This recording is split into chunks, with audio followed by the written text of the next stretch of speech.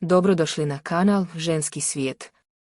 Ovdje otvoreno pričamo o stvarima o kojima se obično šapuće, o emocijama, vezama, ljubavi i svemu onome što čini intimni život stvarnim.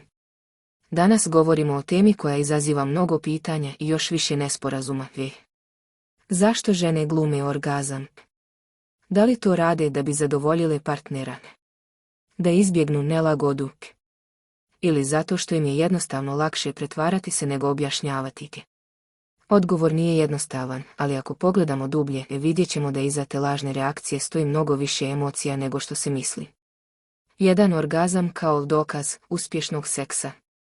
Društvo nas je naučilo da je orgazam krajnji cilj seksa. Da ako ga nema, nešto nije u redu. Zato mnoge žene osjećaju ogroman pritisak da ispune očekivanje i da pokažu da je sve bilo savršeno.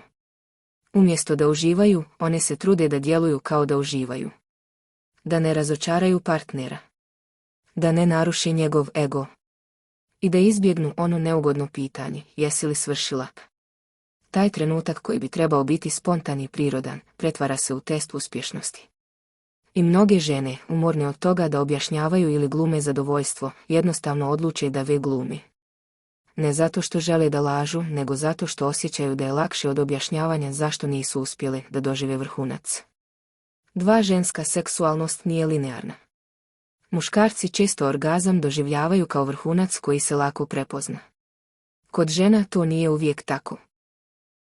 Žensko uzbuđenje je kompleksno, ono zavisi od emocija, povjerenja, opuštenosti, osjećaja sigurnosti, samopouzdanja i atmosferi. Orgazam se ne desi samo zato što fizički stimulacija postoji. On se dešava kad se žena osjeća povezano, sigurno, kad je glava u skladu s tijelom. Ali ako postoji i najmanji pritisak, nesigurnost ili nelagoda, te sve nestaje. Mnoge žene to znaju, ali nemaju snage da to objasne partneru koji možda ne razumije razliku između seksualnog čina i ih emocionalne povezanosti. Zato glume. Da bi izbjegle osjećaj da su hladne ili teški. Jer mnogo je lakše odglumiti par uzdaha, nego objasniti da im je u glavi 100 misli i briga koje ubijaju svaku iskru. Strah od osuđivanja. Mnoge žene se plaše da će, ako priznaju da nisu doživjele orgazam, partner to shvatiti kao kritiku. Da će se uvrijediti, osjetiti manje vrijednim ili nesposobnim. I umjesto da razgovor bude iskren, postaje napet i težak.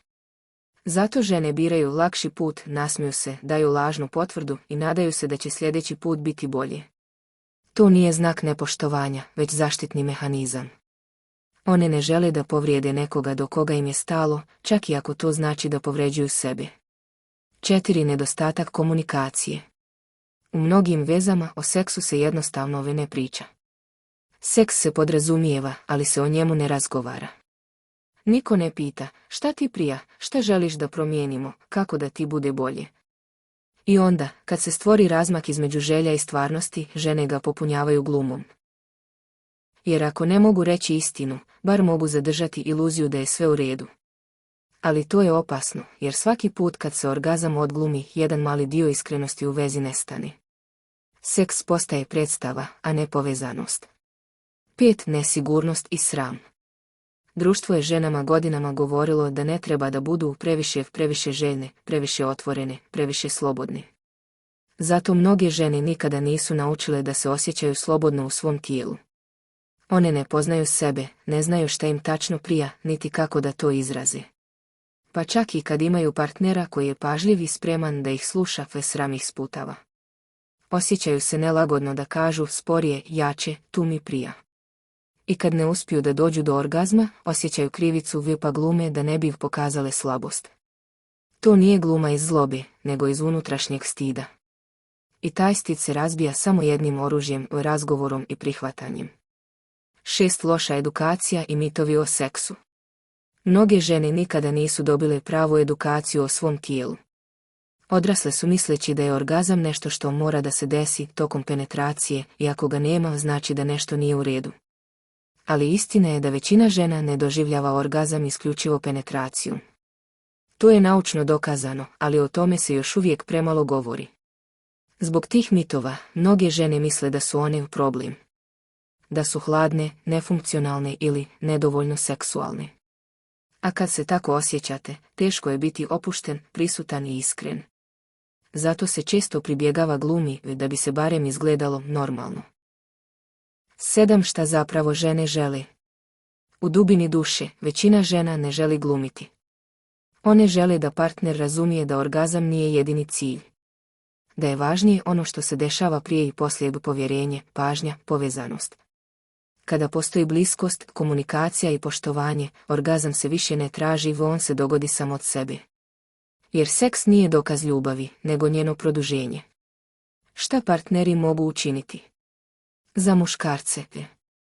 Ne shvatajte to lično.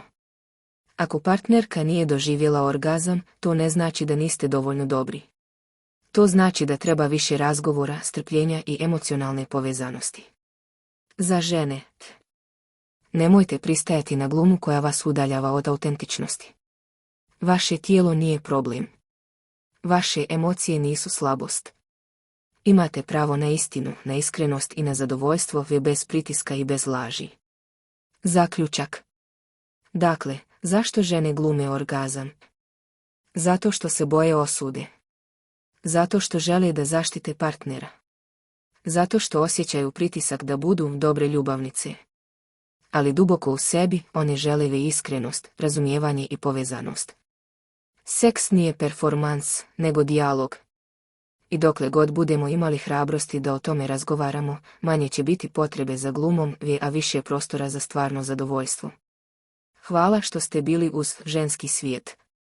Ako vam se svidio ovaj video, ne zaboravite lajkujte, pretplatite se na kanal i podijelite video sa prijateljima, jer iskreni razgovori o ovakvim temama pomažu da svi zajedno postanemo slobodniji, opušteniji i sretniji. Vidimo se u sljedećem videu.